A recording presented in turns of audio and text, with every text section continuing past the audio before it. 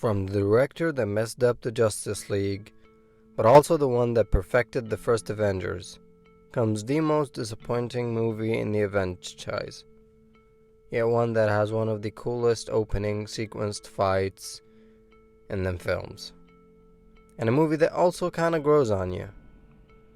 Age of Ultron is a movie about Tony Stark again, much like the others, in the sense that in this one, it's all Tony's fault. The creation of Ultron, that if he had just discussed it with the team, maybe things would have panned out differently. The plot of the movie Age of Ultron is based on the fear of Tony Stark, the fear of loss. And Ultron, the villain of the movie, represents the mind of Tony if he were to tick one day. Keep your friends rich and your enemies rich and wait to find out which is which. Tony Stark used to say that. But essentially, the movie goes like this. The Avengers go to this big fort to find Strucker, this dude, and take back the scepter. They do that, but they also get faced with these twins, whom one of them badly injures Hawkeye. But no matter, Hawkeye will get his revenge soon enough. I'm just kidding, that part was very sad. But we'll get to that later. Wanda Maximoff shows Stark his worst fears, which leads him to what comes next. The Avengers go back home to treat Hawkeye. Tony has an epiphany with the scepter and tells Bruce about it, the creation of an AI. Bruce is hesitant at first, but then agrees immediately afterwards for some reason. They have a cool party. Ultron wakes up and immediately goes crazy and kills Jarvis. Bastard. Jarvis was the only one I liked.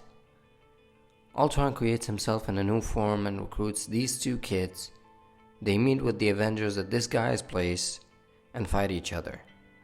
Wanda plays mind games with every single Avenger, showing them their worst fears, one by one, setting them all up for their future sagas, like the Ragnarok and the Black Widow movie.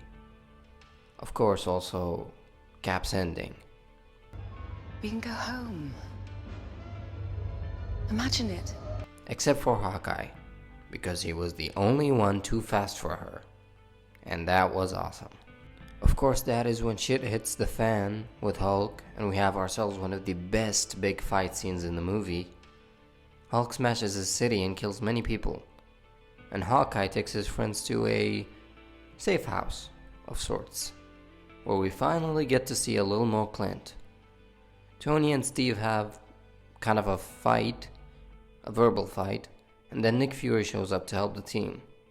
They go to visit Ultron again while he is, with the help of Helen Cho, building a super vibranium robot with the Mind Stone to take his place. And the twins finally wake up, of course, and they also help Captain America. The Avengers steal the unfinished vibranium robot and take it back home.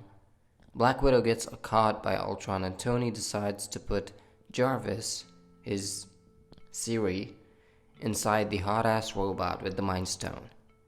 The Avengers have a battle amongst themselves because Steve doesn't want to make another Ultron, but Thor already knows they should, because he saw it in his vision at the lake thing he went to with Selvig. So he creates him.